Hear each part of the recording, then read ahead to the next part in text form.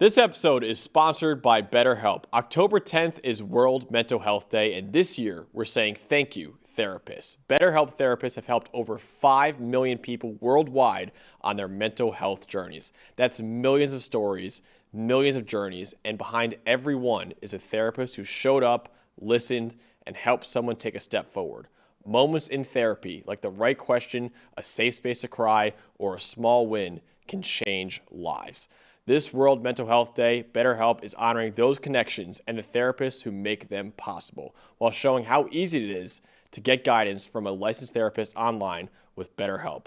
With over 30,000 therapists, BetterHelp is the world's largest online therapy platform, having served over 5 million people globally. And it works with an average rating of 4.9 out of 5 for a live session based on over 1.7 million client reviews. This World Mental Health Day, we're celebrating the therapists who've helped millions of people take a step forward. If you're ready to find the right therapist for you, BetterHelp can help you start that journey. Our listeners get 10% off their first month at betterhelp.com/PFF. That's betterhelp.com/PFF. We got next up, number 18, BYU at Arizona, 8 p.m. Eastern Time on ESPN2. I know we have a lot of BYU faithful that may come at me for saying this, but I'm going to say it. I think this is BYU's first true test of the season so far. And listen, they have been outstanding. They've been great so far. Perfect 5-0 start to their season, 5-0 for the second straight year for BYU. But I do think it's fair to say that BYU has not been truly tested yet. Only one of the teams that BYU has beaten has a winning record right now, and that's East Carolina at 3-2 on the season so far. Right now, BYU's 5 opponents have a combined record of 9-19 on the season so far. So they face their hardest challenge of the year right now as they go on the road to take on an Arizona team that right now is 4-1 to start the 2025 season. I think it's interesting because, yes, you're right on that part. They should get credit for winning all those games. Definitely, yeah. I also think there is an element, and I would bet this is something the way that Kalani Sitake thinks about it, their head coach, is that they do have a true freshman quarterback that just got there in, April or May, right? Mm-hmm. And the early part, when you have a guy like that, I think it's similar, like, say, with Bryce Underwood at Michigan, where kind of no matter who the opponent is, every rep is a good rep, right? And East Carolina, they struggled a bit in that game early. East Carolina's got a good defense. They got in a defensive battle. They got through it. Colorado, they were down 14-0 very quickly in that game, and Bachmeier on the road had to fight back and win that game. So I think I might give them a little more credit than that for battling, because, again, dealing with a brand-new true freshman quarterback when the rest of the team is full of veterans from last year's team, right? They got a really good football team. I mean, their offensive line is better this year. L.J. Martin, Chase Roberts, a super experienced defense that most of the guys came back. I do give them credit because it is very hard to win all of your games with a true freshman quarterback, regardless of opponent, because there's certain times you just have to guide him through it. And you can see that's what they're doing. Aaron Roderick, especially the OC, is guiding Bachmeier through all of this. So I want to give them the proper credit. Now, again, you might be right. On the road, this is probably the best team they've played so far. I think it is. I mean, listen, none of their teams they played are in the top 60 of PFF's power rankings right now. Absolutely. This is, what I think it is, and I think it's a fun thing to watch, because it's kind of like just that little bit of like, just, okay, next step. Before they have to, oh boy, they get Utah's next week, right? They play. They play Holy War. So you've got one more step here with Arizona where you go, all right, we've taken care of business. Teams that overall were more talented than. Then you get Arizona's a little better, and then you get Utah that, oh boy, Barrick Bachmeier playing in his first Holy War. That's going to be fun too. But I think they do deserve credit, because dealing with and starting 5-0 with a true freshman quarterback, that is big time stuff right there. I think that does matter a lot. And some of the reps that he's gotten through adversity, that's been big time. Yep.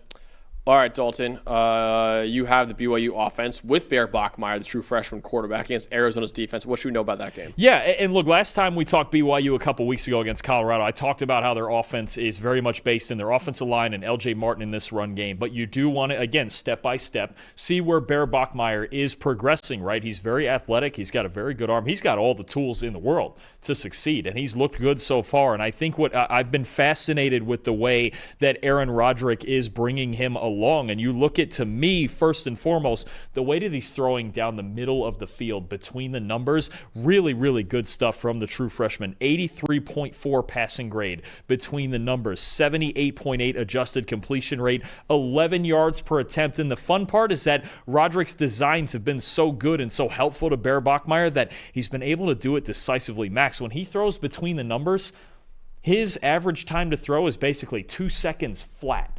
He is throwing with as much conviction. I mean, when we've talked in the past about Zach Wilson and and then Jake Retzloff last year under Aaron Roderick as the offensive coordinator, it is decisive and it is striking down the middle of the field. That is exactly what Bear Bachmeier is doing right now. Now, the big thing against Arizona, and this is why it's going to be the big test. Colorado has struggled in coverage. West Virginia, they put up a lot of points, but they've struggled in coverage. Arizona right now is 4th in the nation in coverage grade. So this is a whole different element, especially when you talk about throwing down the middle of the field on a group that has the 3rd highest graded safeties in coverage in the nation. Genesis Smith and Dalton Johnson, 2 guys who do not allow big shots down the field and big shots down the middle of the field. I think you've got this battle where Bachmeier has to be aware of both of these safeties at all times. If he can hit those throws down the middle and avoid Johnson and Smith making those big plays, those interceptions that turn games around,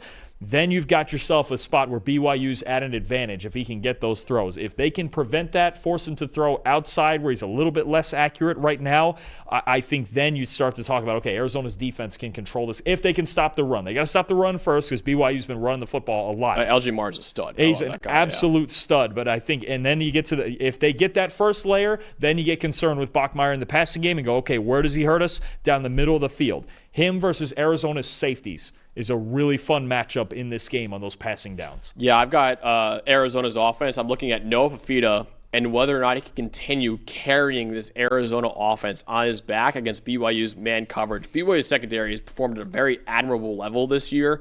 They're 27th in the nation in coverage grade at 89.7. And they're doing so while running man coverage about 33% of the time, the 33rd highest rate in the country. Noah Fafita had a down year last year. Tried to play hero ball a little bit too much, 73.1 passing grade in 2024.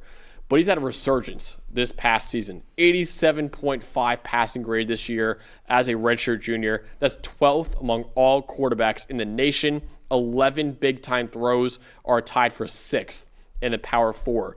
This is all while Arizona is only 100th in receiving grade this year at 63.3. This offense very clearly misses Tetero McMillan right now.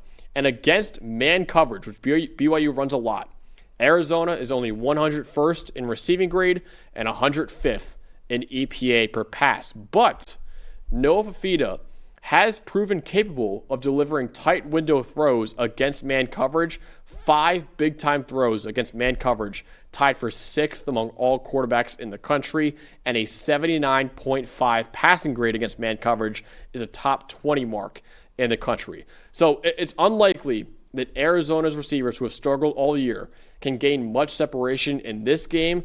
So it'll be up to Noah Fafita to throw his receivers open against tight man coverage in this game too. For sure. BYU's been really good in the secondary, especially Evan Johnson outside number 0 at corner. And I think one big thing for Fafita, we have to remember, he's had 4 offensive play callers in the last 3 seasons. That's not easy to adjust to. And I think Seth Dagey, their new offensive coordinator this year, has done a fantastic job of just getting Fafita his confidence back and allowing him to the freedom to throw downfield. How about almost an 11-yard average depth of target? By far his career high. So he's throwing downfield. Fafita has been fearless as a playmaker inside and outside the pocket. And you mentioned it. Those receivers have to step up a little more for him. So I think it's going to be big in this game. Iowa State really did a nice job of preventing the big plays from Arizona in the big win they had over the Wildcats. But Fafita is always a threat. He's an experienced quarterback. We've seen him for a long time. He can make plays inside and outside the pocket. I think Seth Dagey's done a really nice job with him this year. So ultimately, Dalton, in a game that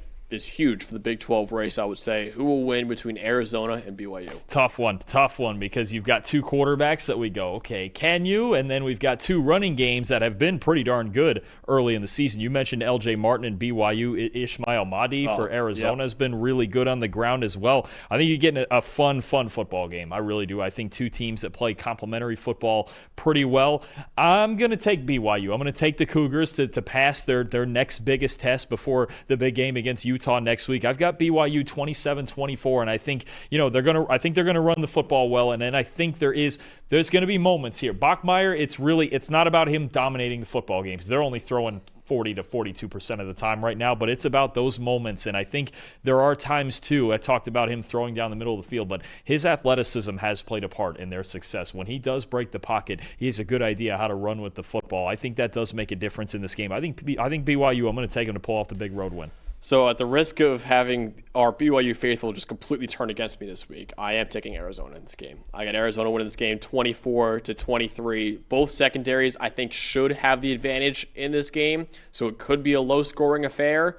But in that kind of matchup, I'll take the veteran quarterback in Noah Fafita over the true freshman in Bear Bachmeier. I think, and also at Arizona, I think they'll get the home win in this one too. So I have Arizona winning this game 24-23 over BYU. Should be a great game, though, on Saturday night.